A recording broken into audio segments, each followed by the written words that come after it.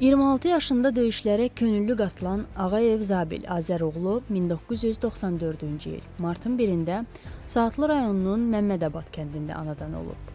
O 2000-ci ildə Əliabad kənd orta məktəbinin 1-ci sinifinə daxil olub.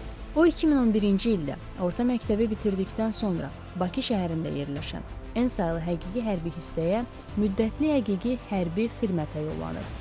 Həqiqi hərbi xidmətini başa vurduqdan sonra ticarət mərkəzində satıcı kimi fəaliyyət göstərib.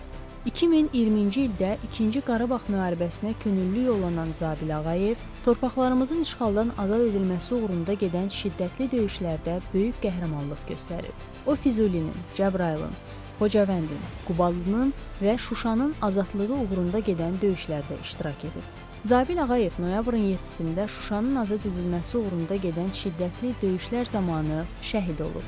Zabil Ağayev təntənəli mərasimlə Saatlı rayon Məmmədabad kənd qəbirstanlığında dəfn edilib.